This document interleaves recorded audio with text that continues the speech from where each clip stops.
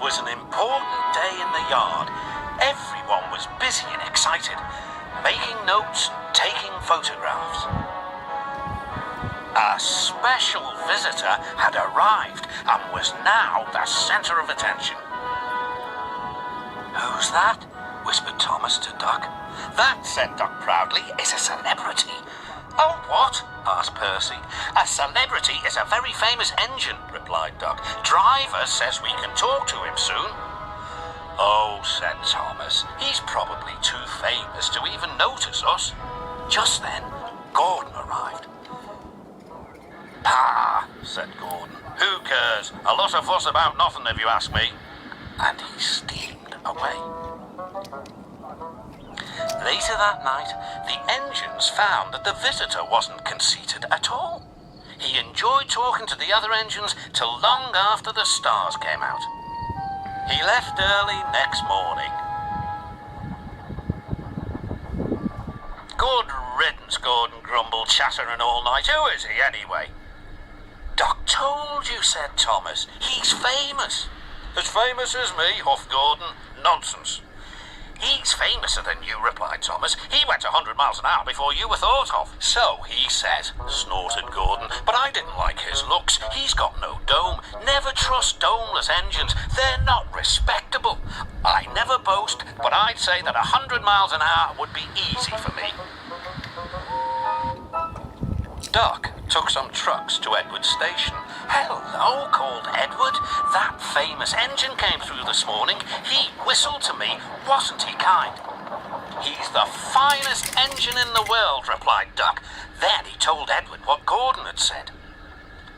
"Take no notice," soothed Edward. "He's just jealous. Look, he's coming now." Gordon's wheels pounded the rails. "He did it, I'll do it. He did it, I'll do it." Gordon's train rocketed past and was gone.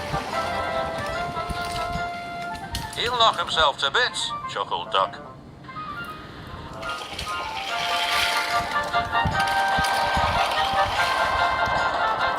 "Steady, Gordon," called his driver. "We aren't running a race." "We are, then," said Gordon, but he said it to himself. Suddenly, Gordon began to feel a little strange. "The top of my boiler seems funny," he thought. "It feels as if something is loose. I'd better go slower." But it was too late. On the viaduct, they met the wind. It was a teasing wind which blew suddenly in hard puffs.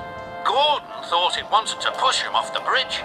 "No, you don't," he said firmly, but the wind had other ideas. It curled around his boiler, crept under his loose dome, and lifted it off and away into the valley below.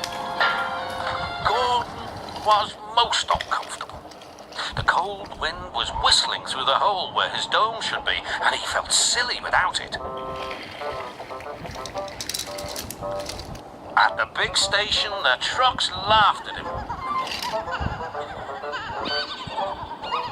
Gordon tried to whisk them away, but they crowded round no matter what he did.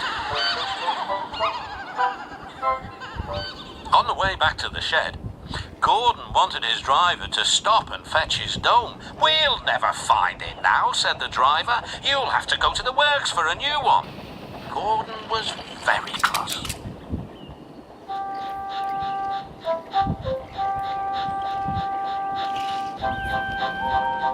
"I hope the shed is empty tonight," he huffed to himself.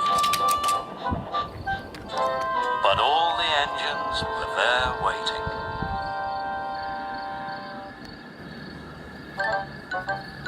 "Never trust domeless engines," said a voice from somewhere behind him. "They aren't respectable."